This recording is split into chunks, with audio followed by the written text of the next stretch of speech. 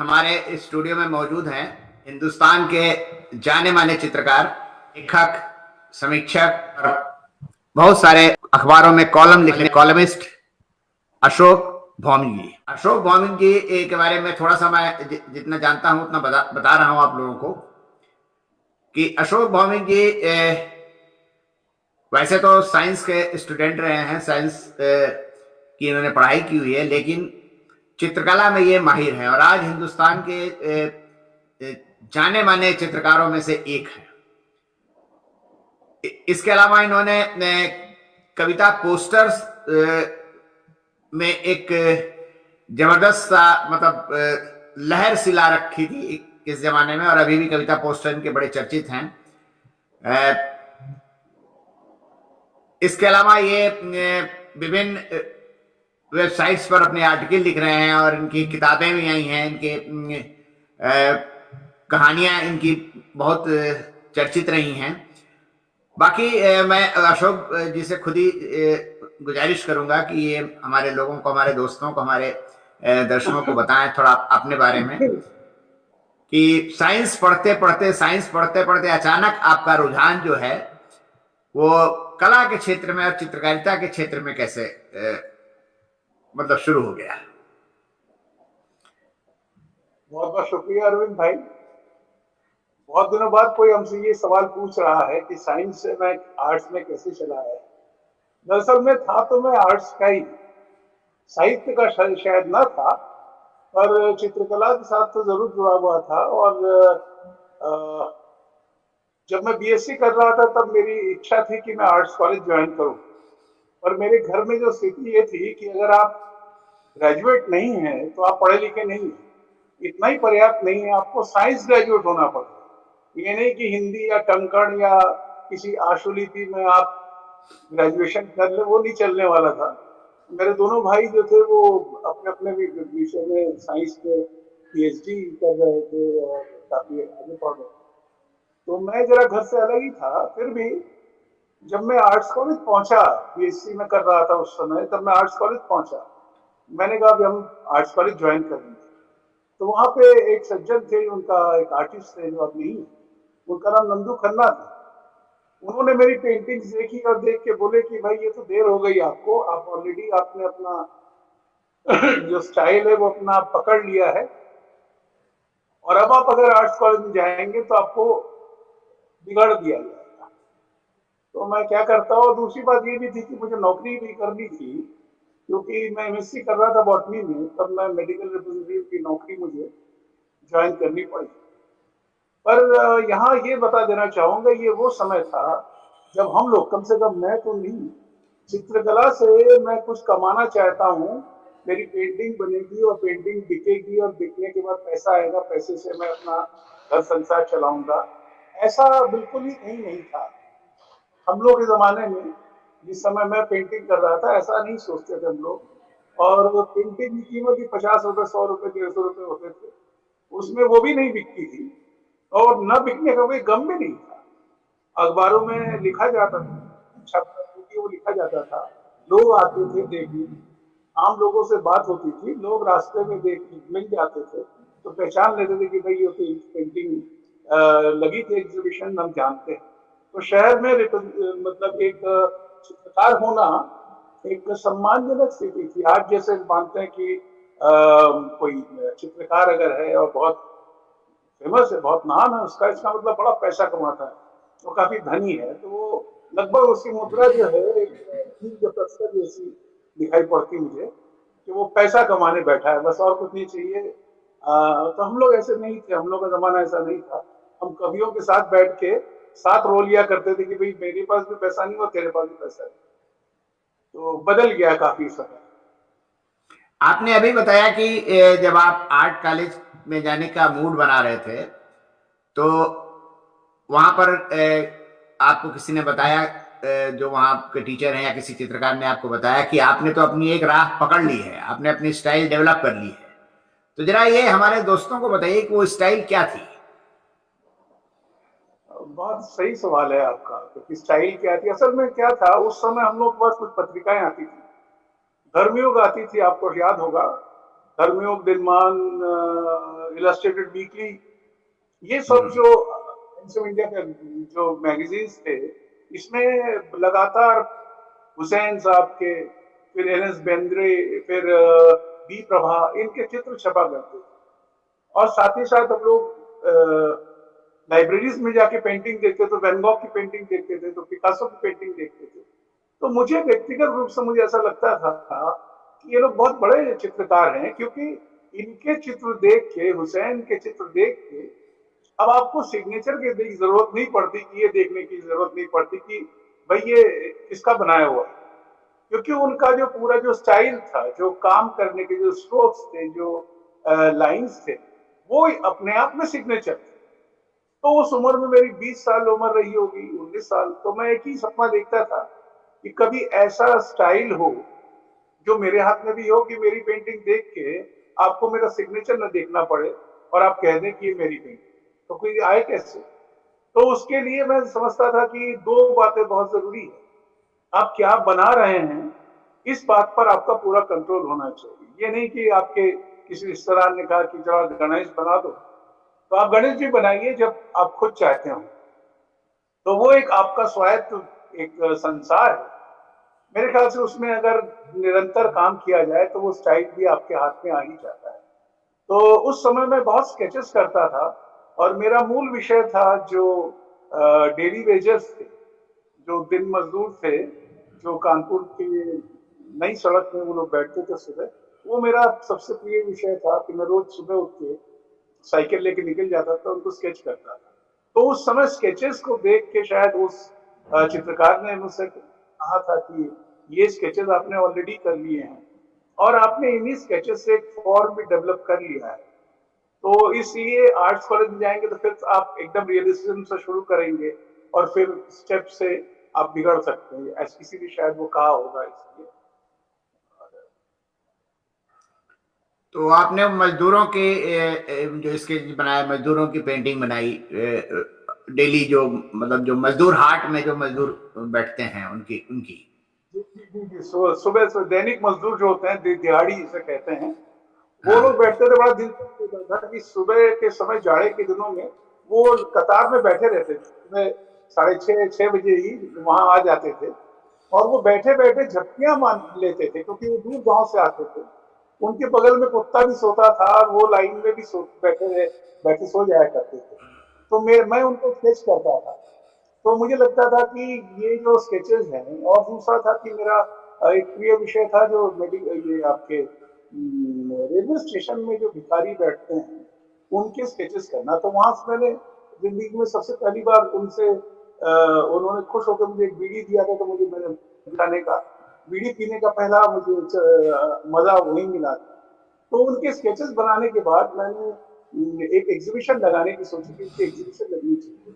तो कोई फ्रेम तो था नहीं, तो वो जैसे कपड़े टांगते हैं, उसी तरह मेरे दोस्त का सहायक के मदद से मैंने वो रेलवे स्टेशन में एक रस्सी खींच के उसमें टांग दी, और जो भिखारी थे वही मेरे दर्शक थे। तो कोई भी आया नहीं वहां पे देखने, कोई रुका नहीं, अपने सवारी उतरते थे, कालका मेल उतरी और लोग उतरे और चले गए।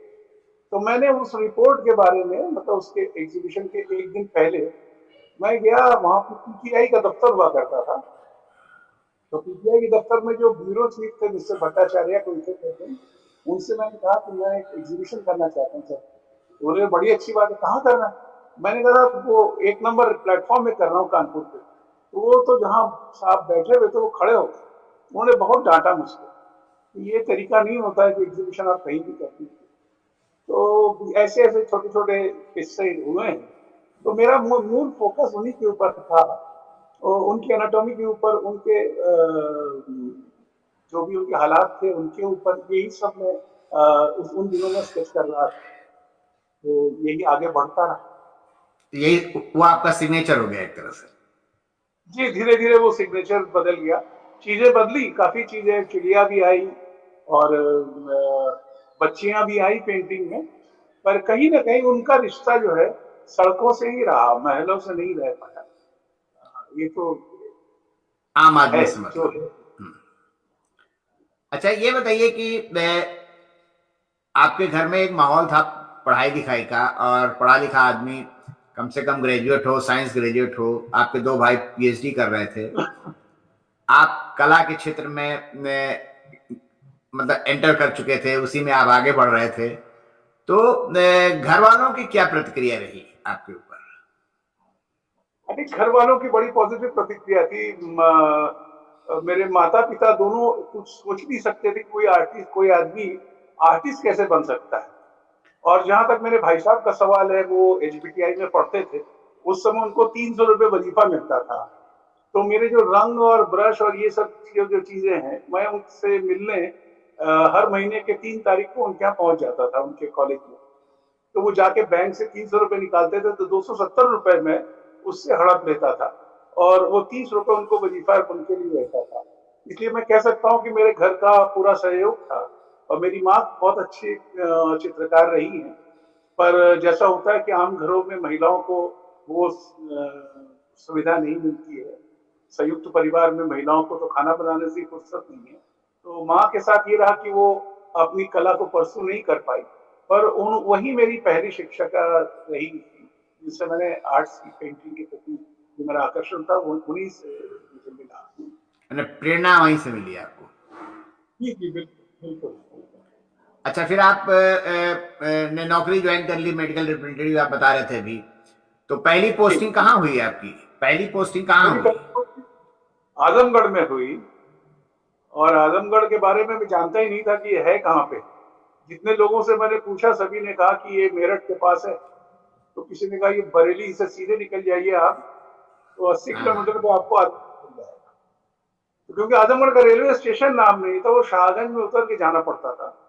तो बहरहाल मैं हाँ, पहुंच गया, और मेरे लिए आजमगढ़ बिल्कुल एक नया अनुभव था। मैं साइंस का स्टूडेंट, और हिंदी से तो मैंने इंटरमीडिएट में छोड़ दिया था, हिंदी से रिश्ता। और मैंने कभी कभी गांव नहीं देखा था। ट्रेन के डिब्बों से मैंने गांव देखा था, वैसे छोटे शहर या गांव मैं देखा नहीं। तो मेरे लिए आजमगढ़ ने एकदम नया, एक नई दुनिया ही मेरे लिए खोल दी। और मैं वहाँ की भाषा भी एक समय बहुत अच्छी बोल लेता था। वहाँ के लोग इतने प्यारे थे उस समय, आज भी होंगे, जो जिन्होंने मुझको अपने में मिला लिया। मैं आजमगढ़ का ही हो गया। आज भी मैं जो कुछ भी हूँ, जहाँ भी हूँ, उसके पीछे आजमगढ़ का अवदान बहुत बड़ा। कैसे, जरा थोड़ा बताएंगे? आजमगढ़ में उन दिनों मुझे लगा कि मेरी शिक्षा, आप केवल एमएससी पढ़ लेने से ही शिक्षा नहीं कंप्लीट हो जाती। जो जीवन की शिक्षा है वो मुझे आजमगढ़ में मिली। पोस्टर्स को लेके हम लोग काम करते ही थे, और कानपुर में दीवारों पे कभी पोस्टर लिखे जाते थे, और उसको, वो भी एक पर्व था, एक समय था।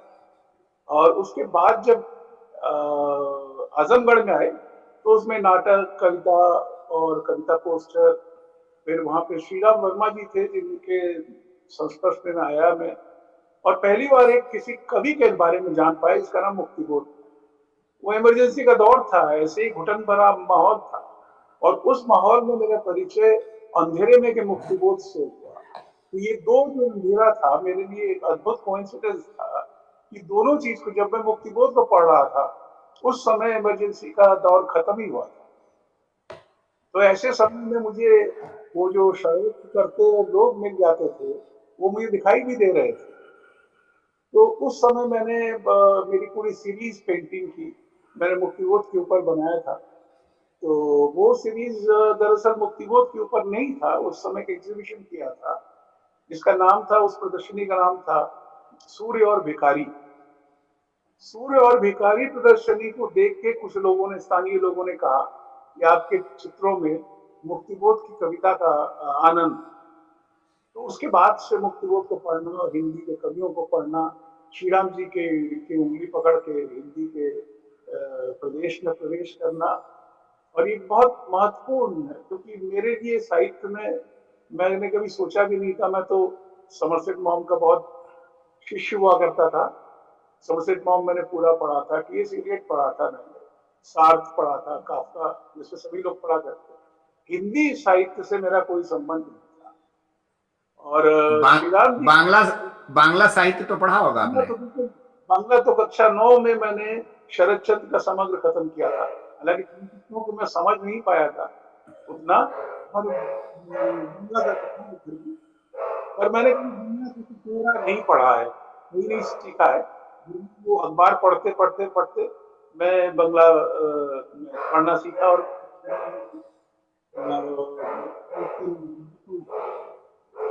पढ़ ली। फिर आप इलाहाबाद आ गए, नौकरी के सिलसिले में इलाहाबाद आ गए। नौकरी में तबादला हुआ, इलाहाबाद में आए। वो मेरा दूसरा पर्व है जब एक तरफ नीलाभ भाई से मुलाकात हुई। नीलाभ भाई से इधर से फिर मार्केट में, सभी बहुत ही सक्रिय समय था इलाहाबाद का। और चूंकि मैं 10 साल मेरी नौकरी हो गई थी, मेरी शादी भी हो गई थी, और मेरा बेटा उसमें अच्छा वो एंट्रेंस वगैरह पढ़ता था प्राइमरी में, तब मैं छात्र आंदोलन के साथ बहुत घनिष्ठ रूप से जुड़ा। और मैं आज उस आदमी को पहचानने की कोशिश करता हूँ जो मेडिकल रिप्रेजेंटेटिव है, जो 3 पीस सूट पहनता है, टाई भी पहनता है, और बैग लेके डॉक्टरों के पास जाता है, और साथ ही साथ वो लौटते समय वो यूनियन हॉल में या पीएसओ के दफ्तर में भी जाता है, वहां पोस्टर वर्कशॉप भी करता है। तो आज वो लोग नहीं मिलते हैं जो कि स्टूडेंट नहीं है पर स्टूडेंट के साथ काम कर रहे हैं। मुझे लगता है कि एक बहुत बड़ी कड़ी जो है वो टूट चुकी है। स्टूडेंट का छात्र आंदोलन या छात्रों का जो पूरा छात्र राजनीति जो है, इसका मतलब ये नहीं कि छात्र राजनीति केवल छात्रों के लिए हो। छात्र राजनीति एक जरूरी चीज है जो कि जो छात्र नहीं भी हैं, जो वयस्क हैं, जो अपने कंसर्न, अपने जो उनके जो सरोकार हैं, उसके चलते उन छात्रों के नजदीक जाना चाहिए। उस समय तो मैं स्वतः चला गया था और चीजें बनती चली गई थी, पर आज मुझे लगता है कि जो लोग भी अपने अपने क्षेत्र में सक्रिय हैं, उनको छात्रों के नजदीक जाना चाहिए, और तभी वो बात बन पाती है। क्योंकि मैंने देखा है कि कविता पोस्टर आंदोलन जो इलाहाबाद विश्वविद्यालय में चलाया था हम लोगों ने, वो बहुत जबरदस्त सफलता उसको मिली थी, और हम लोगों ने काफी काम किया था, और कई तरह के नए नियम भी बनाए थे कविता के लिए। हम लोगों ने कभी भी किसी कविता पोस्टर को कर उसमें हम लोगों ने कभी हस्ताक्षर नहीं किए थे, क्योंकि माना ये गया था कि कविता पोस्टर जो है या पोस्टर कभी भी कोई पेंटिंग नहीं है जो आपकी अपनी, वो एक सामूहिक काम है। कोई रंग घोलता है, कोई पोस्टर बनाता है, कोई कविता चुनता है, और एक चौथा व्यक्ति भी है जो जाके दीवारों पर चिपकाता है। तो सभी का अवदान जो है समान होता है। ये आप नहीं कह सकते हैं कि कोई चित्रकार का ही योगदान होता है। अच्छा, ये बताइए कि चित्रकला के साथ साथ आपने साहित्य में भी काम किया है। ऐसी कुछ बातें जरूर आपने महसूस की होगी कि चित्रकला मतलब में मुकाम हासिल करने के बाद भी बहुत सारी चीजें ऐसी हैं जो आपको व्यक्त करनी है, लोगों तक पहुंचानी है। तो साहित्य के प्रति आपका जो कि आपकी रुचि रही और आपने जो साहित्यिक किताबें लिखी, उसके पीछे क्या यही मुख्य कारण है कि और भी कोई कारण था?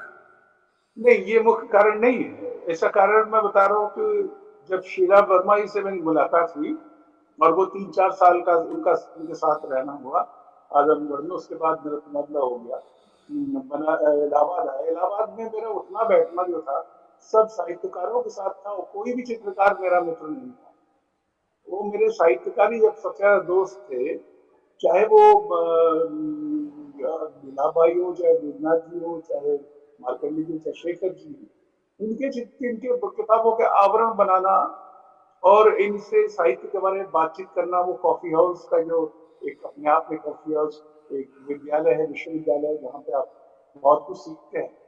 तो एक स्वतः जो है वो लिखने की बात आ गई और लिखा।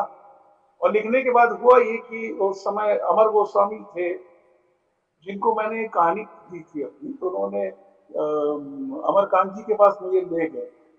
तो अमरकांत जी भी, उनका नाम भी श्री राम वर्मा। तो अमरकांत जी ने वो कहानी देखी और कहानी उन्होंने प्रकाशित किया। तो उसी उत्साह में मेरी उस समय 7 या 8 कहानी थी जो मैंने एक ही दिन जो है विभिन्न अखबारों में, पत्रिकाओं में मैंने पोस्ट किया था। उसमें सारिका भी थी, उसमें साक्षात्कार भी था, उसमें रविवार भी था, उसमें अब पत्रिका भी थी, इस तरह मैंने भेजी। तो ये समझ लीजिए कि उसके करीब 10-15-20 दिन बाद उन सातों कहानी की स्वीकृति मुझे मिली। तो ओवरनाइट जो स्टोरी राइटर बनने वाली बात होती है, वो ऐसी घटना मेरे साथ घट गई कि हमारे जो दोस्त थे, जो लेखक दोस्त थे, उनकी भी इतनी कहानियां नहीं है। तो मैंने वो तुरंत अपने में थोड़ा सा शायद ब्रेक लगाया। उसके बाद कहानियां मैंने इतनी नहीं लिखी क्योंकि मैं चित्रकला में ज्यादा सीरियसली आया। आज जो भी स्टेक है मेरा, मेरे मतलब होने का जो अगर मतलब है, तो वो चित्रकला से ही है। और मैं उपन्यास भी लिखा, बहुत सफल उपन्यास रहा। और जीवनपुरा जंक्शन मेरा स्मृति व्याख्यान आख्यान, ये सब चलता रहता है। पर मूलतः जो मैं साहित्य के बारे में समझता हूँ कि मेरा अगर दायित्व है तो वो है कि बच्चों को या आने वाली पीढ़ी के लिए चित्रकला के बारे में मैं लिख सकूं।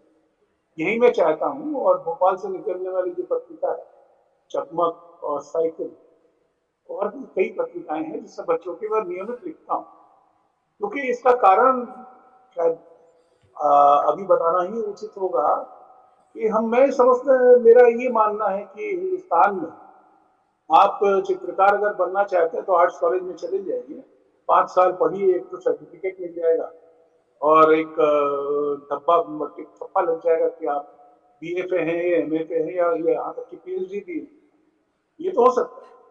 पर हिंदुस्तान में एक आम नागरिक अगर वो कला प्रेमी बनना चाहता है तो ये असंभव है। हिंदुस्तान का की जो संस्कृति है, जो हमारा अतीत है, जो हमारा वर्तमान है, वो एक कला रसिक होने से हमें रोकता है। हम हर चित्र में कहानी पढ़ना चाहते हैं। हम हर चित्र में उस आदमी को तलाशते हैं जहां मिल जाए, कि नीले रंग का आदमी मिल जाए तो या तो राम होगा या कृष्ण होगा। और अगर कहीं उस नीले आदमी के मुकुट पर एक आपको मोर का पंख मिल जाए तो संतुष्टि से अपना मन भर जाता है कि हमने तो कृष्ण को पहचान लिया। ये तरीका कला को देखने का, ये तरीका दुनिया में कहीं नहीं है, ये केवल हिंदुस्तान में है। हिंदुस्तान में कला या कहीं पे भी हम केवल कहानी ढूंढते हैं। तो साहित्य के लिए जमीन जितनी भी अच्छी हो या बुरी मुझे नहीं पता, पर इस माहौल में चित्रकार न तो बन सकता है, न ही वो पनप सकता है। क्योंकि अगर आपका दर्शक नहीं है, अगर कोई आपका अंबानी या अदानी आपका दर्शक होगा और वो खरीदेगा, तो जाहिर है कला जो है उनकी रुचि के मुताबिक बनेगी। और जो बन रही है आज, जो कला है, वो आपको या किसी और को समझ में आए ना आए मैं नहीं जानता, पर आज 46 वर्ष खाली एग्जीबिशन किए हो गए। आज ही तारीख वो है जबकि 46 साल पहले मेरी पहली एकल प्रदर्शनी कानपुर में हुई। आज 46 साल के बाद ही, मेरे अनुभव के बाद भी, मैं इस अनुभव के आधार पर मैं इस समय की जो कला है नहीं समझता। मुझे बिल्कुल ये साजिश जैसी लगती है कि किस तरह से आम आदमी से कला को काट दिया। ये लगभग ये मामला हीरो का व्यापारी, जैसे कोई आपके शहर में कोई हीरा बेचता हो, क्योंकि साहब ये हीरा 6 लाख का, क्या मतलब है? हीरे का है जो खरीदे और वही उसी से। तो हीरे के व्यापारी क्यों? ये वही जानता है, वही चित्रकार और खरीदने के बीच का संबंध है। आदमी जो आपके आसपास मोहल्ले में, वो कहते हैं आपकी कला तो बहुत बड़ी है, ये समझ नहीं, ये एक दूसरी समस्या, वो चित्र भूलना चाहती है। अब मैं अगर बैठ के उनको समझाने लगूं कि साहब इसमें लाल रंग का मतलब ये है, का मतलब ये, तो उनको समझ में आ जाता है। पर ये तरीका नहीं हो सकता।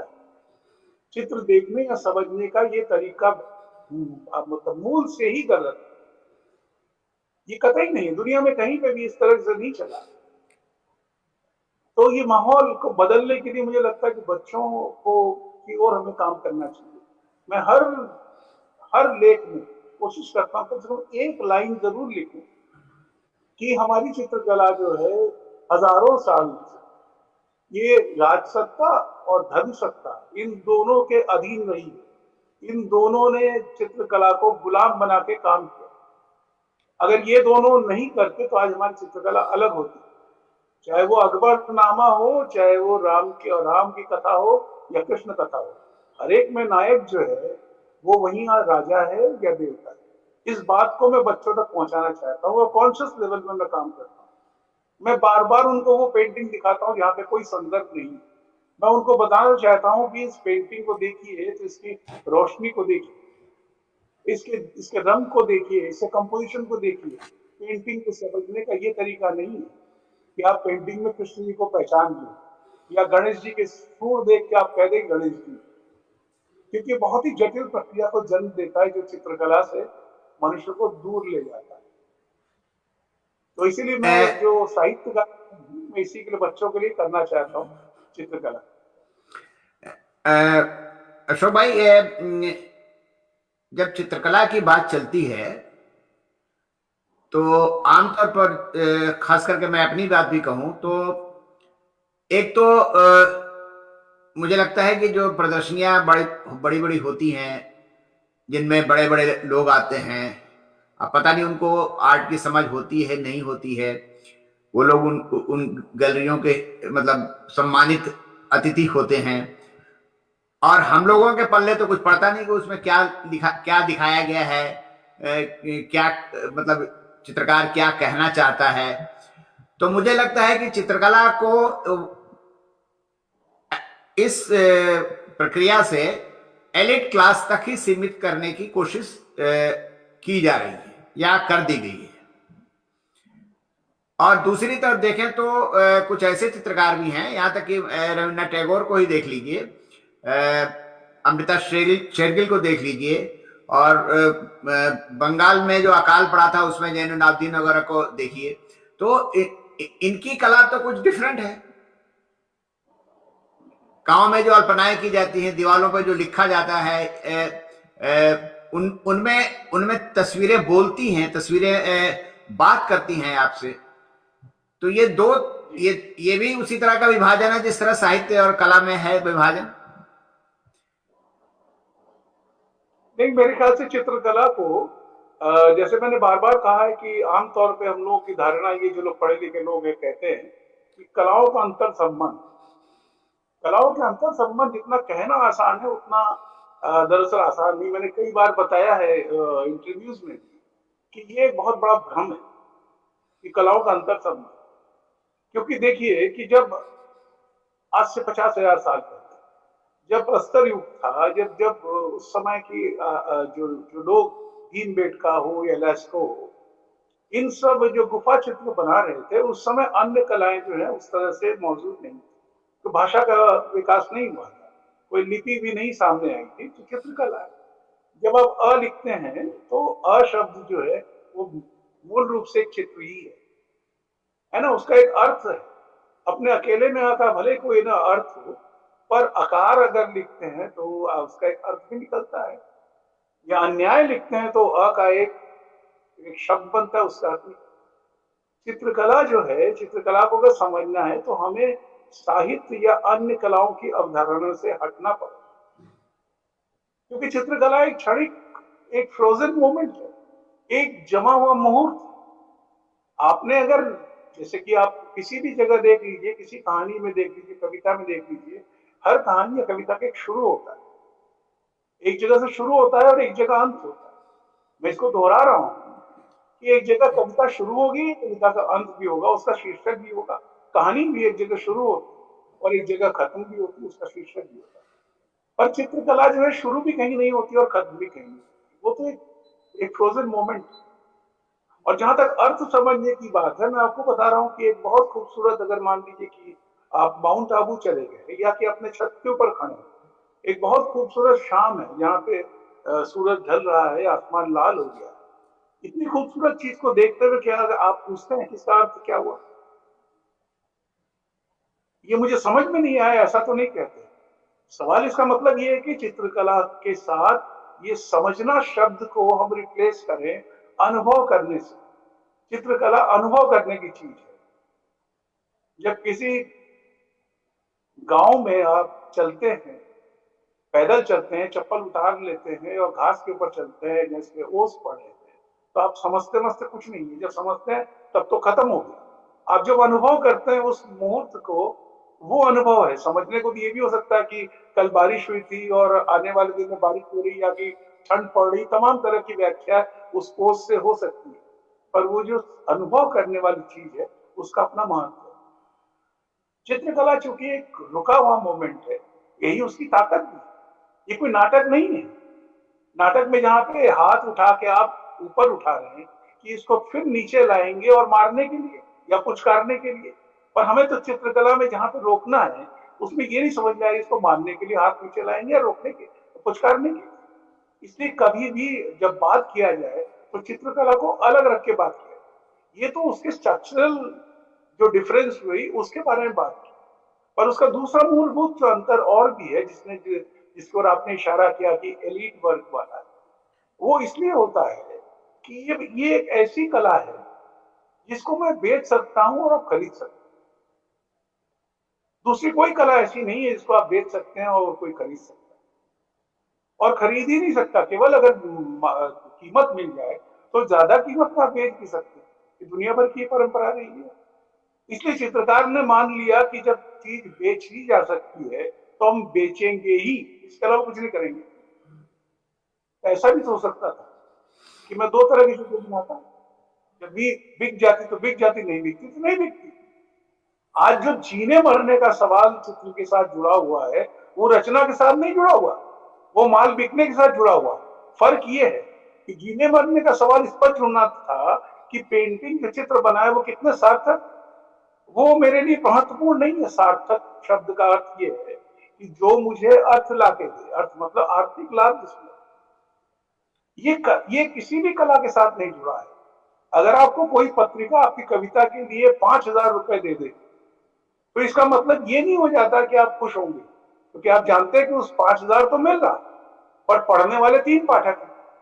और दूसरा जो आपका दोस्त जो पत्रिका निकाल रहा है जिसके 5,000 पाठक है, उसको आप लिफाफे में भर के उसके ऊपर डाक टिकट लगा के कुरियर से उसको भेजते हैं, और जो संपादक कहता भाई मेरे पास पैसा नहीं है देने के लिए, तो आप कहते कोई बात नहीं। तो ये उदारता एक कवि में अगर है तो चित्रकार में क्यों नहीं होगा। सार्थक रचना के लिए अगर ये तय हो जाए, और देखिए खरीदने में क्या दिक्कत है कि अगर मैंने एक घोड़ा बनाया, वो आपने खरीद दिया, आपके एक दोस्त ने कहा कि मेरे पास कम पैसा थोड़ी है कि आपके पास घोड़ा होगा, मेरे पास भी घोड़ा होगा, वो मेरे पास आ गया कि साहब एक और घोड़ा बना दीजिए, मैंने एक और बना दिया। तो ये हिंदुस्तान की समस्या है, दुनिया में कहीं नहीं है कि कोई पेंटर जो है, कोई चित्रकार जो है, उसका एक घोड़ा बिकने पर वो 2,500 घोड़ा बनाता है। एक चित्रकार ऐसा जिसकी एक बिंदु बिक गई तो 2,500 बिंदु बना दी। किसी ने एक चित्रकार है जिसने एक सीधी लकीर के साथ कुछ कंपोज किया, उसका वो कंपोजिशन बिक गया तो उसने 2,500 बना दिया। दुनिया में कभी नहीं घटित हुआ ये। यानी कि हिंदुस्तान में कला रसिक और जो चित्र खरीदने वाला और चित्रकार, तीनों में ही गड़बड़ी है। क्योंकि अगर ऐसा होता तो पुनरावृत्ति तो आपको पिकासो में भी होनी चाहिए थी, उसको भी 2,500 बिंदु बनाना चाहिए थे, और वो भी महानता के लक्षण हो। बताइए कौन सी कला ऐसी है जिसमें कि इस तरह का ब्लैटेंट निर्लज्ज पुनरावृत्ति जो है जहां मान्य है। और हिंदुस्तान में 46 वर्ष कार पेंटिंग करने के बाद मैं आपको बता सकता हूं कि अगर आपको सफल होना है एक चित्रकार के रूप में, तो बिना अपने को रिपीट किए एक ही चित्र को बिना बार बार बनाए आप कभी सफल नहीं हो सकते, कम से कम व्यवसायिक रूप से सफल नहीं हो सकते।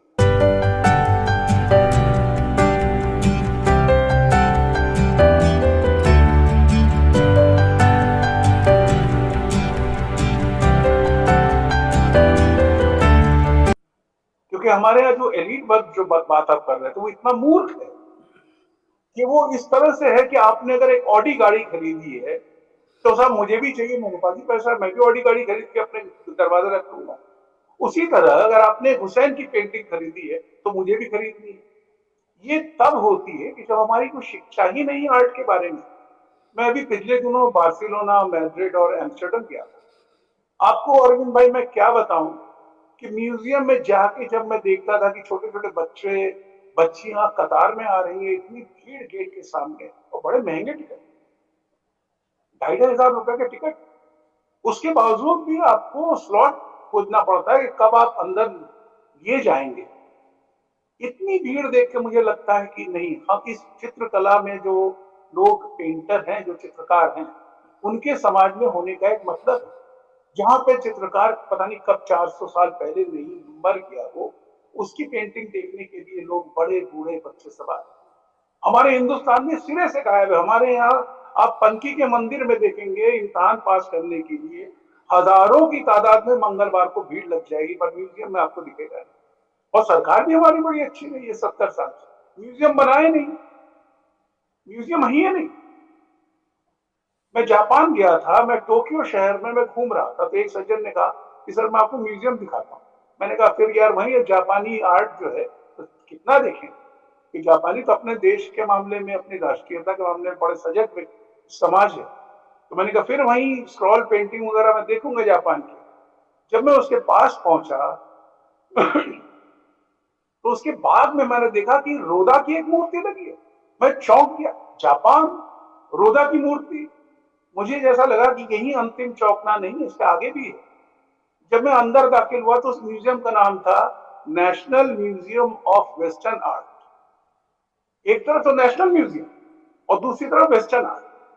ये बगैर इस उदारता के आप रटते रहिए कि हमारी भारतीय कला परंपरा महान शान, जिनको महान बनना होता है उसकी ये तमीज होती है कि national museum of western art जैसी परिकल्पना कर सकता है। मैंने अंदर अपने उम्र के करीब 60 साल बीत जाने के बाद, 65 साल के होने के बाद, मैंने पहली बार पिकासो की एक ओरिजिनल पेंटिंग वहां देखी थी, पिसारो की पेंटिंग देखी थी। तो ये जो एक ओरिजिनल वर्क देखने का जो जो एक फीलिंग है, एक जो अनुभव है, ये हमारे हिंदुस्तान में है ही नहीं। हम लोग बेसिकली नकलची के अलावा कुछ हो नहीं पाते, वो भी नकल करते हैं। बिल्कुल जो त्याग दिया गया। और मैंने अभी किसी से बात कर रहा था, तो मैंने उससे कहा कि ये सब जो परेशानियां जो हैं, जो दिक्कत है अन्य कलाओं और चित्रकला के साथ, ये कल की घटना है। ये 47 के बाद जो हिंदुस्तान आजाद हुआ है, उसने सबसे बड़ा राज जो जिसको दिया है कला में, वो कला व्यापारियों को दिया। उन्होंने जैसे चाहा वैसे इस व्यापार को चलाया। जनता से कट गया तो उन्होंने जनता से क्या करना है, जनता से कला व्यापारी से क्या मतलब, वो तो खरीदेंगे नहीं। आज दिल्ली शहर में जो दक्षिण दिल्ली की कला है, दक्षिण दिल्ली में कुछ जगहों पे जिस कला की मान्यता है, वो उत्तरी या पूर्वी दिल्ली के लोग नहीं जानते हैं। उस कला से कोई मतलब ही नहीं, वो रेलिवेंस ही नहीं है। आप मेरठ और गाजियाबाद, गुड़गांव, नोएडा तो छोड़ दीजिए, अब कला को संकुचित करते करते कुछ बड़े बड़े धनियों के ड्राइंग रूम तक सीमित हो गया। वहीं डिसाइड होगा कि कौन बड़ा कलाकार है, कौन कम कलाकार है। सट्टेबाजी का ये बाजार है। इसके अंदर जब हम बात करते हैं, कभी उसी बात पे फिर लौटते हैं। इसमें रोशनी आएगी नहीं इस अंधेरे कमरे में, हमें उस रोशनी को लाना है। और उसी लाने के लिए बच्चों के लिए हमें लिखना है, करना है। जो हम बड़े बूढ़े हो गए हैं, उन लोग तो आज भी कहेंगे कि आपकी पेंटिंग समझाने बैठी है, और हम उनको समझाएंगे। अभी एक बहुत बड़े चित्रकार को मैं देख रहा था, उनका वो अपनी पेंटिंग को घंटों समझा रहे थे कि इस पेंटिंग में किस तरह के आध्यात्मिक उन्होंने धरातल एक लेवल से दूसरे लेवल कैसे गए। अब आप चित्रकला के बारे में जो माहौल बना हुआ है, उसमें हर दर्शक जो है श्रोता बनना चाहता है। आप हमसे पूछ सकते हैं इसमें क्या परेशानी है। परेशानी सबसे बड़ी बात यह है कि जब भी आप कुछ कहानी कहेंगे या कोई व्याख्या करते हैं, तो वो एक भाषा में होगी। वो हिंदी में आप बोलेंगे या बांग्ला में बोलेंगे, अंग्रेजी में बोलेंगे। यानी चित्रकला जो एक भाषा के साथ बचकर अपने को सीमित कर ले, जबकि चित्रकला एक वैश्विक कला है, उसकी कोई भाषा नहीं। तो मुझे लगता है कि बहुत ज्यादा चुनौतीपूर्ण है चित्रकार बनना और चित्रकार बने रहना। तो हम लोगों का समय तो जैसे तैसे हम लोगों ने अपना काटा है। मुझे लगता है कि आने वाला समय जो है नए चित्रकारों के लिए एक कठिन समय है, उनको अपना रास्ता बदलना पड़ेगा। ये बताइए कि एक चित्रकार होने के नाते जैसे मैं महसूस करता हूं कि मैंने कोई कहानी लिखी और उसकी पांडुलिपि गायब हो गई, और मुझसे कोई कहे कि वो कहानी दोबारा लिख दो, तो शायद मेरे लिए हूबहू उसी तरह से लिख पाना मुश्किल होगा। आपके लिए भी क्या इस तरह का होता है कि जैसे मान लो आपने एक घोड़े का चित्र बनाया और उसकी बड़ी चर्चा हुई और कोई खरीद के ले गया, उसने कहा, दूसरे ने कहा कि मेरे लिए भी बनाओ, तो क्या आप हूबहू उसी तरह बना देंगे? कभी संभव नहीं है। मतलब उसके लिए तो अलग किस्म का कौशल चाहिए जो मुझ में व्यक्तिगत रूप से नहीं है। पर बगैर इसके किए उस कौशल के आप हिंदुस्तान की चित्रकला में टिक नहीं सकते। मुझे व्यक्तिगत रूप से तो मुझे वो कौशल नहीं आता है, पर सच मैंने तो ये है कि आप टिक नहीं। मैंने तो सुना कि पिकासो की जो पेंटिंग है, जो फेमस पेंटिंग है, उसकी भी लोगों ने बड़ी कॉपी करने की कोशिश की, लेकिन वो कॉपी तो कर नहीं पाए ठीक से उस तरह से। कभी भी कर सकते, कभी नहीं कर सकते। मैंने अभी पिछले दिनों मैंने बार्सिलोना में तो म्यूजियम में गया था मैं, और मेरी यही जो आप कह रहे हैं ये भी मेरे दिमाग में था कि वो तो बहुत आसान होना चाहिए। तो धीरे धीरे पिकासो को अगर पढ़ेंगे आप, उनके काम को देखेंगे तो समझ में आएगा कि एक बहुत ही बेसिक जो ईमानदारी होती है उससे पिकासो एक मिलीमीटर भी हिले नहीं। और हमारे आर्ट्स कॉलेज में जो सिखाया जाता है और जिस तरह समाज हमें एक कलाकार को सिखाता है वो बेईमानी सिखाता है। और बेईमानी कहता नहीं कि बेईमानी सिखा रहे हैं, वो कहता है कि अगर जीने बने रहने का ये कौशल, ये बने रहने का चित्रकार बने रहने का कौशल जो है वो बेईमानी। आप अपने को रिपीट कर रहे हैं, बड़ा आनंद आ रहा है कि भाई मैंने 50 पेंटिंग बना दी पिछले महीने और 200 पेंटिंग बना दी, यही बनाते रहिए। यही हो रहा, क्योंकि जो लोग सफल चित्रकार हैं, आप किसी को भी ले लीजिए, मैं एकदम खुली चुनौती देता हूँ, किसी को बुरा भी लग सकता है, किसी को भला भी लग सकता है, जिनकी पेंटिंग आज 50-50 लाख में बिक रही है, वो इसलिए बिक रही है कि एकदम हूबहू अपने को कॉपी कर रहे हैं। और वो कॉपी मेरे कहने से आपके कहने पर नहीं कर रहे, वो उसने कह रहे कर रहे हैं जिससे कि आमद बनी रहे, माल की आमद जो है आर्ट गैलरीज में बनी रहे। ये बहुत ही दुर्भाग्यजनक जो हो रहा है। जैसे मान लीजिए कि मैं पेंटिंग को समझना चाहता हूँ, मैं पेंटिंग का आनंद लेना चाहता हूँ। ये ठीक उसी तरह से बात है कि आप साहित्य को जानना चाहते हैं, साहित्य को पढ़ना चाहते हैं, तो बट नेचुरल है, आप हमसे पूछेंगे तो मैं आपको 8-10 किताबों का नाम बताऊंगा कि इससे पहले पढ़ लीजिए। आप 8-10 या 5-7 कोई भी पेंटर्स जो जिनकी पेंटिंग्स को देखना चाहिए और उनको समझना चाहिए, उनके नाम कुछ आप बता पाएंगे? देखिए मुझे तो लगता है कि अगर भारतीय संदर्भ में बात करूं तो भारतीय संदर्भ में सबसे पहले भारतीय होने के नाते, हालांकि मैं इन सब चीजों में यकीन नहीं करता, क्योंकि जब मोमेंट आप कहते हैं कि भारतीय तो तुरंत आप बंटने लगते हैं। बिहार में बढ़ जाते हैं, उत्तर प्रदेश में बढ़ जाते हैं, बंगाल में बढ़ जाते हैं, जो देख रहे हैं आसपास किस बुरी तरह बटाई और कटाई हो रही है। तो उस संदर्भ में अगर आप 30 चित्रकार को 10 चित्र आप अगर चुनना चाहें तो उसके पहले आपकी तमीज होनी चाहिए कि आप कम से कम रविन्द्रनाथ टैगोर को जरूर पढ़िए। मतलब उनके चित्रों को जरूर देखिए, उन्होंने चित्रकला के बारे में क्या कहा है इसको जरूर समझिए। इतना बड़ा एक स्रोत जो ज्ञान का, जो हमारी आंखें खोल सकता है, भले उसमें देवी देवता गायब हो जाएंगे, राजा रानी गायब हो जाएंगे, बात अलग। क्योंकि रविन्द्रनाथ टैगोर की जो कविताएं हैं, जो कहानी है, जो उपन्यास है, जो गीति नाट्य है, उसमें आप देखिए मिथकीय संदर्भ है, ऐतिहासिक संदर्भ है, और उसमें नाम भी है, उसमें नायक भी है, नायिकाएं भी है, नामजद।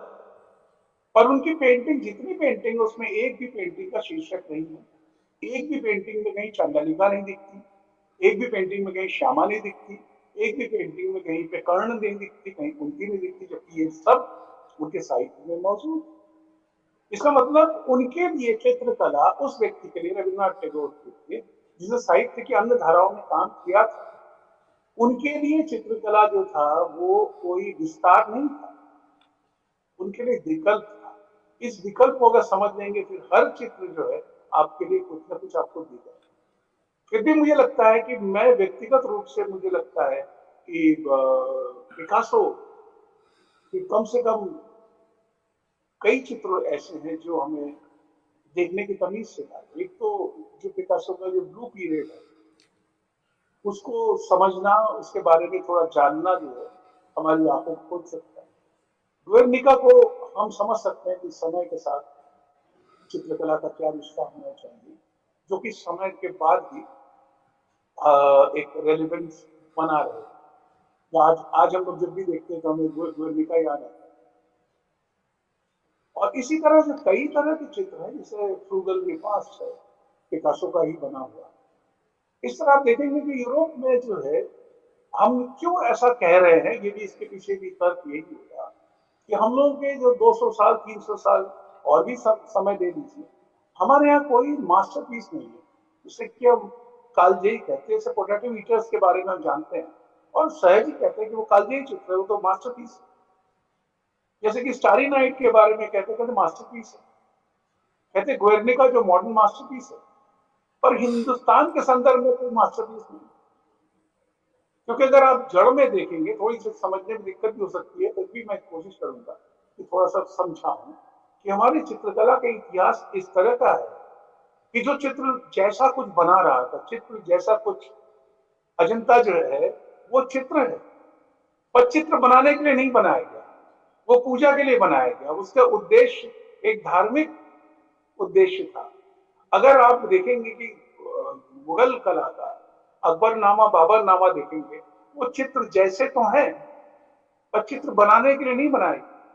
और यूरोप को अगर आप देखेंगे रेनेसां के आसपास भी, उसके पहले भी, जब वो ईसाई धर्म का के जो दबाव से बाहर निकल रहा है, वो शुद्ध रूप से चित्र, उसके पीछे कोई संदर्भ नहीं। क्योंकि हम लोग चित्रकला के बारे में कम जानते हैं और मैं अभी आपको दिखा भी नहीं सकता।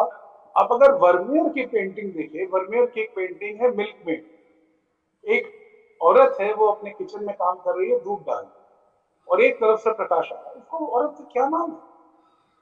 उसका नाम क्या राधा है? उसका नाम क्या मीरा है? इसके साथ मीरा या राधा की कहानी जुड़ी है? कुछ नहीं।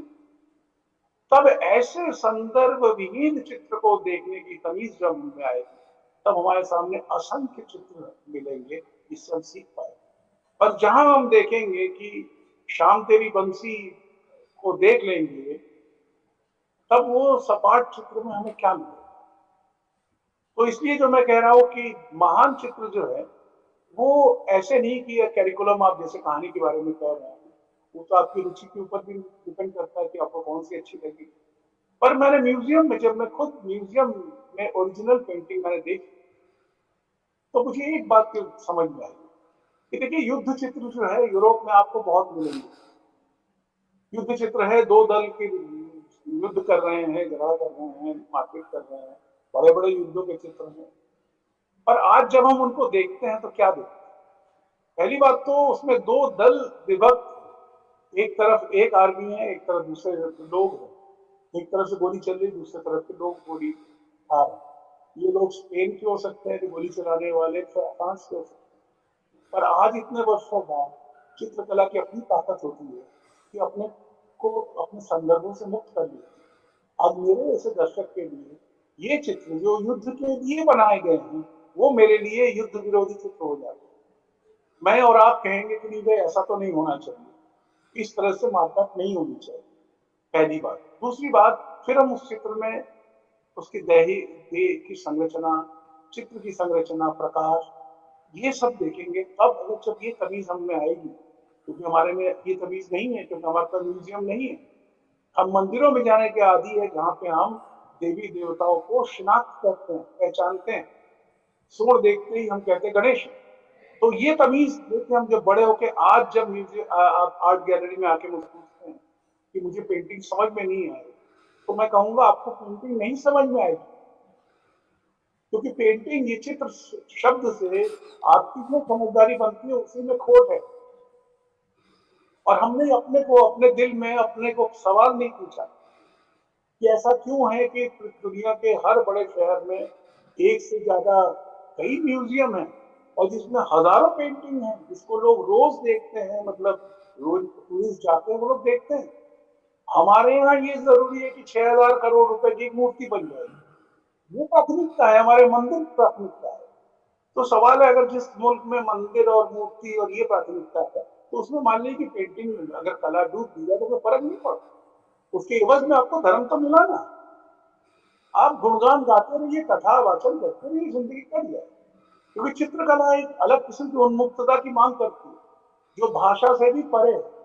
आप हिंदी में लिखते हैं और दूसरा साथी जो आपका मराठी में लिखता है, कम से कम भेद तो है ना। मराठी भाषा, ये हिंदी भाषा, आप कुछ खाते हैं, आप वेजिटेरियन हैं, वो नॉन वेजिटेरियन है, आप पापड़ खाते हैं या वो तो कुछ और ढोकला खाते हैं। इतनी विविधता है आपके जीवन में, आपकी संस्कृति में, आपके कला में। चित्रकला इन सब वैविध्य को, इन सब दूरियों को पाटने की कला। जब उसको आप धर्म के रास्ते बांध देते हैं तो सबसे पहले वो धार्मिक दुश्मन को आपका दुश्मन बना देता है। आज हिंदुस्तान में वो चित्रकार जब तक रहता है, हुसैन साहब, तब भारतीय पूंजी जो मूलतः हिंदू पूंजी है, उसके अनुसार वो कृष्ण बनाते हैं, वो गणेश बनाते हैं, वो ये राम बनाते हैं, वो लक्ष्मण बनाते हैं, और सेकुलर चित्रकार के रूप में एक छवि बनती है। और यही व्यक्ति जब वो मिडिल ईस्ट में चला जाता है, तब वो कुरान के पेंटिंग बनाता है, क्योंकि उस समय उसका जो जो जो उसका पृष्ठपोषक वर्ग है वो इस्लामिक कैपिटल है। तो इस इस्लामिक कैपिटल, हिंदू कैपिटल, इसको खिला रहे हैं, उसको संतुष्ट कर रहे हैं, इसमें कहीं कोई कला जीवित रह सकती है? इसमें चूंकि अखबार है, क्योंकि कला समीक्षक है, इसलिए कुछ कलाकार जो है इसके बारे में बोलते नहीं। पर इतने वर्षों बाद भी और अभी जो चित्रकार हुए हैं, उसको देख के मुझे तो नहीं लगता है कि वो किसी भी विदेश की या दुनिया की जो कलाधाराएं हैं, या तो वो गलत है, ये तो हो सकता है, मैं शायद गलत सोचता हूँ। नहीं तो भारतीय चित्रकला श्रेष्ठ है, महान है। जितनी किताबें हैं सब में देखिए, संस्कृत में कई श्लोक के सहारे ये सिद्ध करने की कोशिश की गई है कि भारतीय चित्रकला से बड़ा कुछ नहीं। मैं केवल ये कह रहा हूँ कि चित्र तो वो है ही नहीं भाई। अकबरनामा का चित्र जो है किसी प्रदर्शनी के लिए नहीं बनाया गया, वो बना के फोल्ड करके अपने अलमारी में रख दिया गया, वो आपके देखने के लिए नहीं है। जिन बादशाहों ने वो अकबरनामा, बाबरनामा और शाहजहांनामा बनाए, उनकी पत्नियों को तो पता नहीं था कि ऐसी कोई किताब उनके महल के अंदर है। छोड़ दीजिए उस समाज को क्या पता हो। तो ये मुझे लगता है कि नेगेटिव बात मैं नहीं कर रहा हूं, मैं सच के सामने खड़ा होना चाहता हूं। हो सकता है कटु लगे, तो मैं पूरा विश्वास करता हूं कि आने वाली पीढ़ी जो बच्चे हैं, वो लोग मेरे ख्याल से कई सुविधाएं हैं, उनको नेट पे देख रहे हैं, वो चित्रों से परिचित हो रहे हैं। बच्चे के लिए, किसी युवा के लिए ये कोई परेशानी है ही नहीं। अशोक भाई, जैसे कि साहित्य या कला या किसी तो में हाँ, सत्ता और धर्म इसका हमेशा गलत इस्तेमाल करते हैं। और जैसे कि यूरोप में आपने भी कहीं इसका जिक्र भी किया है कि यूरोप वगैरह में जब महामारियां वगैरह फैलती हैं तो सत्ता और धर्म उन महामारियों का पेंटिंग और चित्रकारों के माध्यम से बड़े सही तरीके से इस्तेमाल करके लोगों को डराने का, लोगों को घबराने का काम करती हैं। क्या इसका काउंटर भी कुछ हो सकता है? जी, काउंटर का मतलब ये है कि देखिए, वहां पे जिन्होंने किया, मानिए 16वीं 17वीं शताब्दी में वो चित्र बने, तो आज जब हम चित्र को देखेंगे हम क्या कहेंगे? ये अतीत के चित्र, these are the part of our history, हमारे इतिहास के चित्र, वर्तमान के नहीं है। और हमने इतिहास तो बनने नहीं दिया। हमारे जो राम लक्ष्मण सीता है वो वार्षिक उत्सव हमारे यहाँ लौट के आते हैं। हम गणेश को एक अवधारणा, एक मिथकीय अवधारणा के रूप में नहीं समझ सकते, क्योंकि हर रोज हम जब निकलते हैं उनको पूजा करते हैं। हमने किसी भी चीज को अतीत नहीं होने दिया, वर्तमान का अंग बना कर रखा है। ऐसे में आप क्या कर सकते हैं? क्योंकि वो जो इमेजरी है, जो आप देखते हैं, वो केवल एक मूर्ति नहीं है। जो लोग धर्म में विश्वास करते हैं और जो पूजा करते हैं, मैं उनके खिलाफ नहीं जा रहा, पर जो ये मूर्ति है, ये हमारी जो चित्रकला या कला को देखने या समझने की, चित्रकला ही कह लूं, तो उसको समझने की जो तरीका है, उसको कुंद कर देती। आप जो अभी बता रहे हैं, जैसे सेंट सेबेस्टियन प्लेग के लिए एक ऐसे संत है जो जिनकी अगर पूजा कर ली जाए तो वो सब दूर हो जाए, पर वो अतीत है। 17वीं शताब्दी में वो रोज हर घर में पूजे गए, 16वीं शताब्दी में हर घर में पूजे गए। सेंट सेबेस्टियन तो 4वीं शताब्दी के व्यक्ति थे, उनका जन्म 3वीं शताब्दी में हुआ था, इनको 4वीं शताब्दी में वो संत माने गए थे।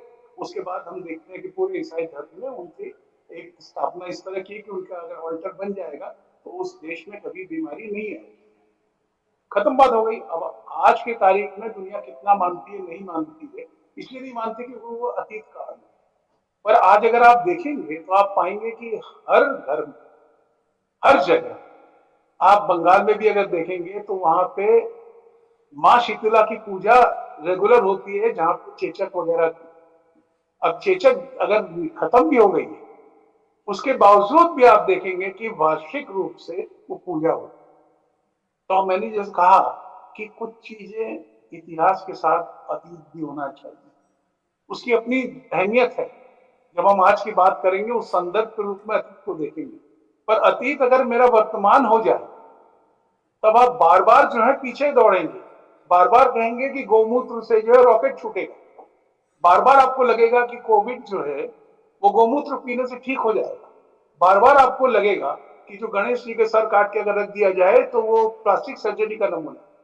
और बार बार आप देखेंगे कि चाहे वो एम्स का हॉस्पिटल हो, चाहे हिंदुस्तान के बड़े से बड़ा हॉस्पिटल का जो सर्जन बैठा है, जो प्लास्टिक सर्जन, वो मुंह पे एक टेप लगा के बैठ जाता है। जब वो सुनता है कि गणेश जी का सर जो प्लास्टिक सर्जरी का नमूना है, तो वो पब्लिक के सामने कहता नहीं है।